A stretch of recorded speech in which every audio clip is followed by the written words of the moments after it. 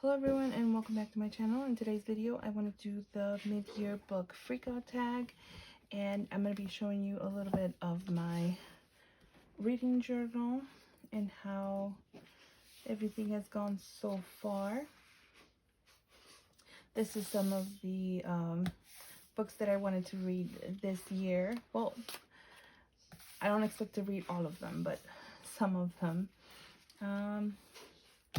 This is how my bookshelf is looking, and I didn't expect to read this much this year. I was going to try and slow down my reading because I wanted to focus on bigger books. But so far this is what we have. For this year, my goal is to read 40 books. So far I've read 32 of those 40 books. So hopefully it'll go at this rate. I don't mind if I go over my goal.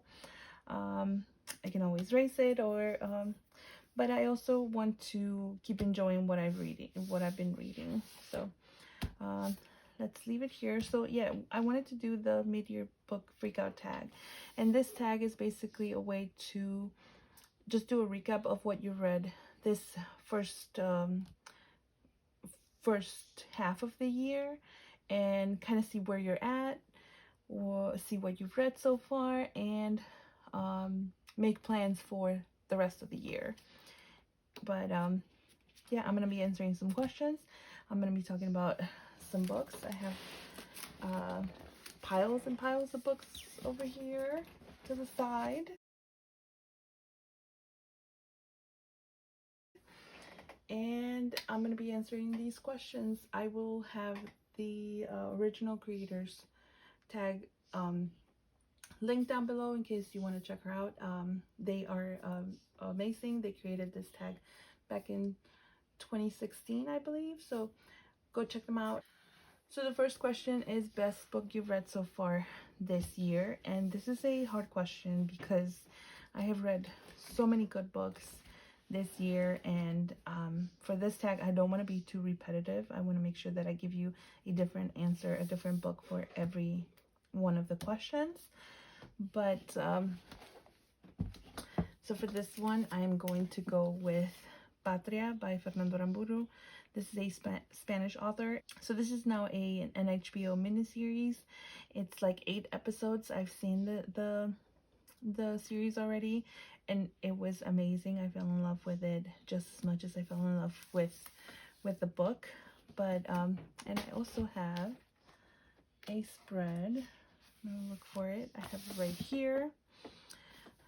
So this one, even though is a work of fiction, it still has a little bit of historical facts. There's it talks about the politics and everything that was going on during the time of the novel in Spain, and it talks about the government and how it was, you know, the people were getting adjusted to this new form of government, and how this socialist organization started forming, and then eventually became kind of like a terrorist organization. So at the center of all of that, we have these 2 families that have been friends their entire life, and now they are trying to figure out, you know, if one of the family members on one side was involved in the murder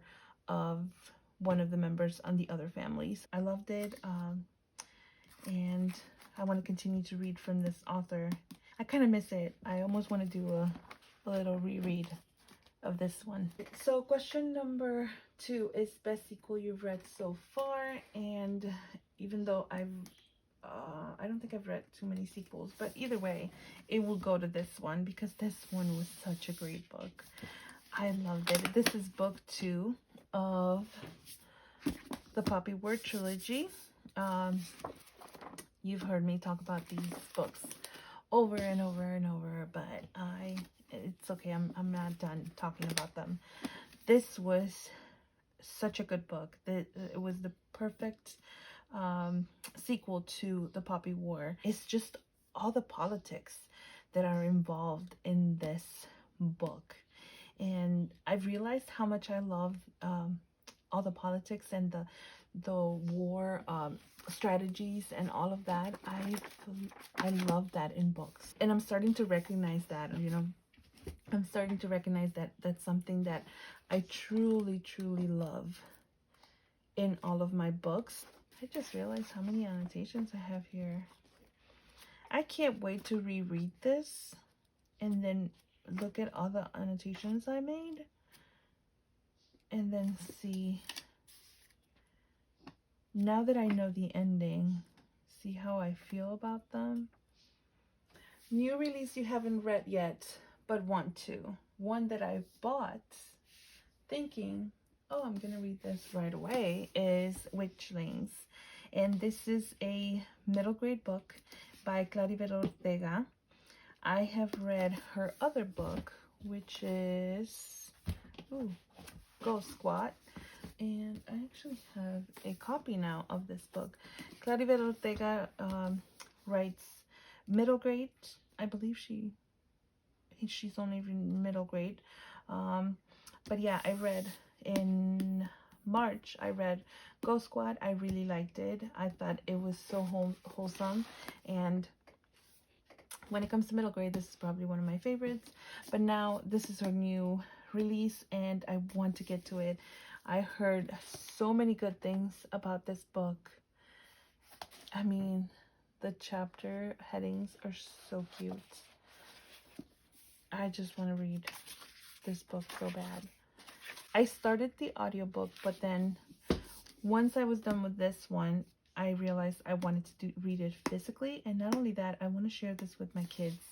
I think this would be a really good reading experience. And since the author is Latinx, I want to make sure that I'm reading to my children books by Latinx authors. So yeah, this one I definitely want to get to, especially since I read this one and I loved it so much. Such a cute book. Either one of these two, if you have young people in your life and you want to read something by a Latinx author, check her out. And look at this. Look at this cover. Look at how beautiful it is. Look at both of these. So question number 4 is most anticipated release for the second half of the year. Silvia Moreno Garcia is coming up with a new release. I'm going to try to leave the image so you guys can see which one. I forgot the name. Daughter of Dr. Moreau. And there's also Babel by R.F. Kuang, who wrote the Poppy War trilogy, the sequel to Daughter of the Moon Goddess by Su Lin Tan. I'm going to leave an image so you guys can see it. The only disappointment that I want to talk about so far this year is in the lack of diversity that we see in school required readings. Still to this day, I wish there was more diversity, but instead we are getting books banned in libraries and in school, and it's just very disappointing. I wish we could change that. There was a lot of books that surprised me this year. This is probably one of the biggest surprise this year. The Lesbiana's Guide to Catholic School. This is also written by a Latinx author, and this is a Mexican-American author, so I really wanted to read it because I heard from 2 booktubers that I follow and that I really follow their recommendations, and they both said it was good. So I figured, you know what, I need to give this one a chance. This is a Mexican-American author talking about a Mexican-American character and their family and everything. So I thought, you know, I need to read this one, but I was very pleasantly surprised at how much I love this book. And I recently made a video, and I'll link it so that you guys can see it, see how I made the spreads, and hear me talk a little bit more about this book. I really enjoyed, getting to know the family and the new people, that her new friends at this new school. It was just one of those books that as soon as you put down, you kind of want to go back and reread. But more than that, I wanted to continue to learn about these characters. I wanted to follow Yamilet in her journey through finishing high school and on, and not only her, but her brother and uh, her new relationships in her new school. Highly recommended. It's for young adult audiences, but I think, for example, me as an adult, there's so many things that we can learn from Yamilet's story.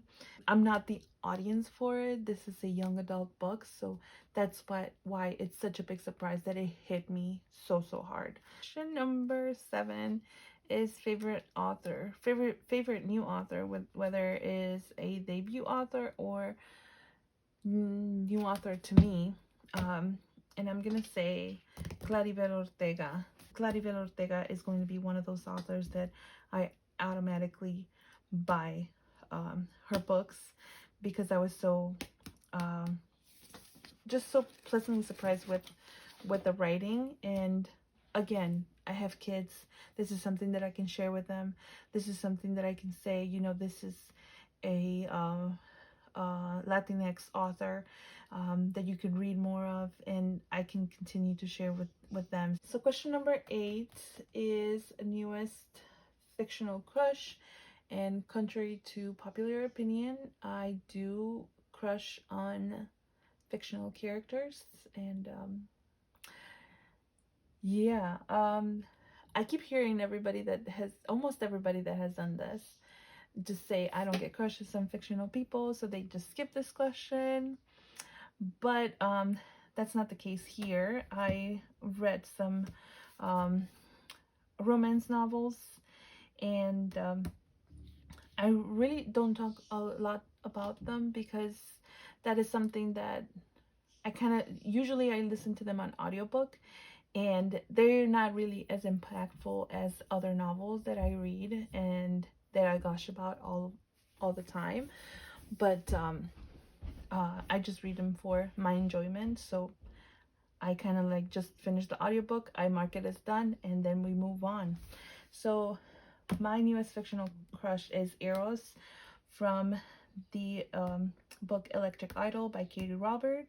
This is the second book in the Dark Olympus series, and it was really good. I really enjoyed it. Question number 9, newest favorite character. One of my favorite characters in Patria was Vittori. She is, when we start this novel, she's an elderly woman, but then we get to see back and forth when, she was a younger mom of these 2 kids, and being a wife to this man that was murdered. I just admire her strength so much throughout the novel, and her capability of, doing whatever the heck she needs to do. She's determined to find out what happened to her husband, who was involved in his murder, and nobody's gonna tell her to stop. And I remember there's this one specific scene where the priest in her community comes over and is trying to tell her to move on with her life, that people have moved on, people are not looking for answers anymore, that people are getting uncomfortable with her presence, even though she was the one which her life was completely destroyed after they murdered her husband. People are getting uncomfortable with her presence, and she's like, well, if they don't like it, they can shoot me too. And I was like, the next character that I want to talk about is Beatriz. This is a character from The Hacienda, and this is a book by Isabel Cañas. As you can see, I haven't finished the spread, but while I talk to you about Beatriz, maybe I can start this and we'll finish it later. But so this is actually a debut novel. This is a supernatural suspense novel. It is set after the Mexican War of Independence. So we basically have Beatriz and her family after the War of Independence in Mexico. Her family loses everything. When she finds the chance to marry, she ends up marrying this guy, which she doesn't know much about. And he takes her to his hacienda in this remote place where she knows nobody. And it turns out that the place is haunted. Again, I could talk about it for a while, but I don't want to give too much away. And things start happening right away. This is not your typical horror movie. I was gonna say movie. This is not your typical horror book where you have jump scares and things like that. No, things happen right away. She starts seeing things right away, and the people know that she's seeing things, and she tells somebody, but then they ignore her. They're like, oh, you must be crazy. Then she starts thinking she is crazy. I think Beatriz is such a strong character. I love that she decided, you know what, this is my chance of getting out of the hole that I'm in, and I'm gonna try to do the best that I can with my situation. And she's basically left alone in this home, and it was just, she doesn't cower down. You know, she's determined to make the best out of her new life. She's determined to get her mom out of her aunt's house and bring her over here and make a new life here. So she is just determined to do this, and nothing is going to stop her. And I just love that about her. She's a very, very strong character, and I loved it. Question number 10. What is a book that made you cry this year? Marina by Carlos Ruiz Zafón. This is the spread that I created for this book specifically. And the reason this book, I selected this one for the book that made me cry. And oh look, I still have my tabs here. It is because I was out in public and I should have known. I was about to finish this book, and I was like, well, I'll just finish it here in the parking lot before I go in and do my errands. And that was a bad idea. I should have not done that. The ending caught me off guard, but I should have known better, and I shouldn't have been reading this out in public.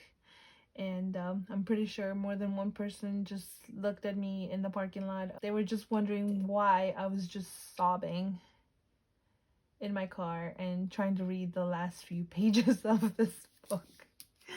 The next book is a book that made you smile, and I'm gonna go with this one, Dial A for Aunties, because this book not only made me smile, it made me happy, it made me laugh out loud.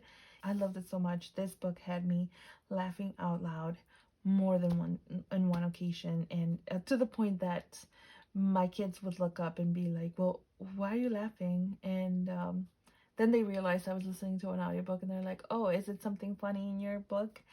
The next one, number 12, most beautiful book you've bought so far this year or received. I mean, look at this.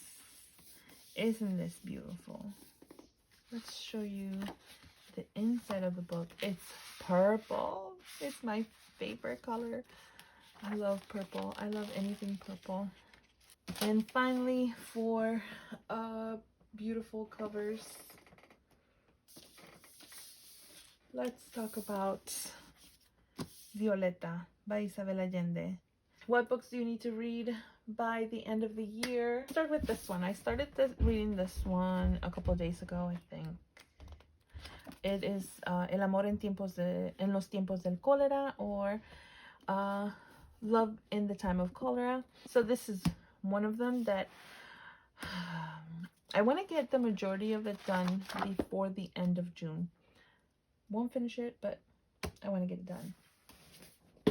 Then I have another one by Carlos Ruiz Zafón, El Prisionero del Cielo, or The Prisoner of Heaven. Oh, this is gonna take me a long time, but I still have not read any more of The Count of Monte Cristo by Alexandre Dumas. Yeah, that one's gonna take me a while. I also have The Last Cuentista. Let's see. This one, a nonfiction book, Braiding Seagrass. I really want to get to this one because I've heard it's so good. And yeah, I want to read this one, Una Suerte Pequeña, Respect the Mic. And it is by several authors. And it says, the subtitle is Celebrating 20 Years of Poetry from a Chicagoland High School. So that is it for the mid-year book freakout tag. And yeah, I hope you enjoyed this video. If you liked it, please give me a like. Let me know in the comments if you read any of these books, or if let me know which one is your most anticipated for this year. And yeah, if you have a favorite so far this year, also let me know. Or if you have a list of favorites, put them all down in the comments. And I will see you in the next video. Thank you so much for watching.